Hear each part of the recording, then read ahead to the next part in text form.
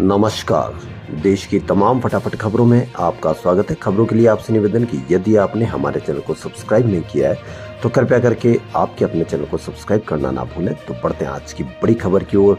आज की रात किसके सर सजेगा ताज या किसकी उड़ी हुई है नींद, इसकी खबर। जी हाँ, कांग्रेस संसदीय दल की प्रमुख सोनिया गांधी ने आज कहा कि उन्हें पूरी उम्मीद है कि लोकसभा चुनाव के असल परिणाम एग्जिट पोल के अनुमान से बिल्कुल विपरीत होंगे। सोनिया ने कहा कि हमें प्रतीक्षा करनी होगी, बस इंतजार कीजिए और देखिए।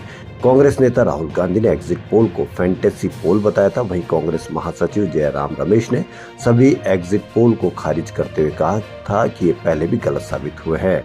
दरअसल अधिकतर एग्जिट पोल में लोकसभा चुनाव में भारतीय जनता पार्टी के नेतृत्व वाले राष्ट्रीय जनतांत्रिक गठबंधन को प्रचंड बहुमत मिलने का पूर्वानुमान व्यक्त किया गया है। ऐसे में कांग्रेस की ओर से इन पोल्स के नतीजों को खारिज किया जा रहा है। अलग अलग चैनलों पर प्रकाशित होने वाले एग्जिट पोल्स कितने सटीक बैठेंगे ये तो रिजल्ट के दिन ही साफ होगा। देश का लोकसभा चुनाव 7 चरणों में समाप्त हो चुका। पूरा देश चुनाव परिणाम को बड़ी बेसब्री से इंतजार कर रहा है। आने वाले कुछ ही घंटों में चुनाव नतीजे सबके सामने आ जाएंगे। इस बीच एग्जिट पोल में एनडीए को बहुमत मिलने का पूर्वानुमान जताया गया है। एग्जिट पोल के अनुमानों से बीजेपी काफी उत्साहित नजर आ रही है। अब तो भारतीय जनता पार्टी की तरफ से जीत की तैयारियां भी शुरू कर दी गई है। जानकारी के अनुसार बीजेपी बड़े जश्न की तैयारी में है। बीजेपी की बैठक में इसको लेकर चर्चा हुई। लोक कल्याण मार्ग से बीजेपी ऑफिस तक भव्य रोड शो किया जाएगा। इसके लिए बीजेपी ने तैयारियां शुरू कर दी है। इसी को लेकर बीजेपी अध्यक्ष जेपी नड्डा की यहां बैठक हुई। चुनाव नतीजों से एक दिन पहले शेयर बाजार में रिकॉर्ड तेजी देखने को मिली। कारोबार के दौरान सेंसेक्स 2777 पॉइंट की तेजी के साथ 76,738 के ऑल टाइम हाई पर पहुंच गया। वहीं निफ्टी ने भी 808 पॉइंट की तेजी के साथ 23,338 का ऑल टाइम हाई बनाया।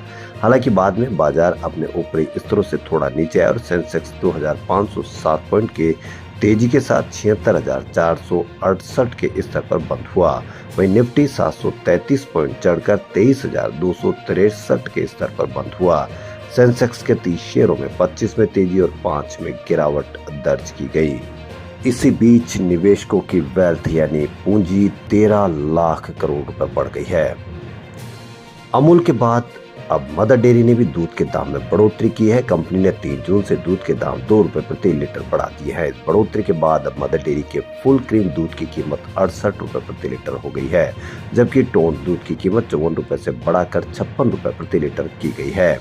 मदर डेयरी ने डेयरी किसानों से कच्चे दूध की कंपनी की खरीद लागत में इजाफे को कीमतों में बढ़ोतरी का जिम्मेदार ठहराया। मदर डेयरी ने कहा कि पिछले कुछ महीनों में दूध की खरीद के लिए अधिक कीमत चुकाने के बावजूद हमने नहीं बढ़ाए थे। इसके अलावा पूरे देश में गर्मी से दूध उत्पादन पर और असर पड़ने की संभावना है। अमूल ने भी आज यानी 3 जून से दूध के दाम 2 रुपए प्रति लीटर बढ़ा दिए हैं। लोकसभा चुनाव 2024 के लिए 16 मार्च से शुरू हुआ चुनाव प्रचार 75 दिन चला। 19 अप्रैल से 1 जून तक 7 फेज में वोटिंग हुई। चुनाव की प्रोसेस कुल 43 दिन तक चली। अब 4 जून को पिछले 80 दिनों का इंतजार खत्म होगा। इस बार कुल 8,360 उम्मीदवारों ने चुनाव में अपनी किस्मत आजमाई। एसोसिएशन फॉर डेमोक्रेटिक रिफॉर्म सार 1333 नेशनल पार्टी से, 532 स्टेट पार्टी से, 2580 गैर मान्यता प्राप्त पार्टी से और 3915 निर्दलीय उम्मीदवारों ने चुनाव लड़ा। चुनावों की तारीख के ऐलान के बाद ही बयानवीर भी एक्टिव हो गए थे। इस बार चुनाव में नए नए शब्द सुनाई दिए। पीएम मोदी ने कांग्रेस, टीएमसी, बीजेपी पर जमकर निशाना साधा। इसके बयानों में वोट, जिहाद, मुजरा, घुसपैठिए जैसे शब्द थे। वहीं राहुल गांधी ने खटाखट, दिल्ली वाले अंकल जैसे शब्दों को अपने भाषणों में रखा, जो काफी वायरल हुआ। लोकसभा चुनाव के रिजल्ट से एक दिन पहले सोमवार को हिमाचल के विधानसभा स्पीकर कुलदीप सिंह पठानिया ने 3 निर्दलीय विधायकों के इस्तीफे मंजूर कर लिए। इनमें नालागढ़ के विधायक केएल ठाकुर, देहरा के विधायक होशियार सिंह और हमीरपुर के विधायक आशीष शर्मा शामिल है। इन तीनों ने हिमाचल प्रदेश की एक राज्यसभा सीट के लिए हुए चुनाव में बीजेपी उम्मीदवार हर्ष महाजन को वोट दिया था। इसके बाद तीनों ने 22 मार्च को विधानसभा स्पीकर और सचिव यशपाल के सामने पेश होकर अपने इस्तीफे सौंप दिए थे। तीनों भाजपा ज्वाइन कर चुके हैं। हिमाचल विधानसभा में अगर दलीय स्थिति की बात करें तो राज्य में कुल 68 सीटें और बहुमत के लिए 35 एमएलए चाहिए। कांग्रेस के 6 और अब 3 निर्दलीय एमएलए के इस्तीफे होने के बाद कुल विधायकों की संख्या 59 रह गई और बहुमत का आंकड़ा 30 हो गया। राज्य में कांग्रेस के पास इस समय 34 और भाजपा के पास 25 विधायक हैं। राष्ट्रीय जनता दल के कार्यालय में बिहार में महागठबंधन के नेताओं ने संयुक्त रूप से प्रेस कॉन्फ्रेंस किया। सभी नेताओं ने बिहार में 25 से अधिक सीटें जीतने का दावा किया। इसके बाद राष्ट्रीय जनता दल के राज्यसभा सांसद मनोज झा ने बड़ी धमकी दी।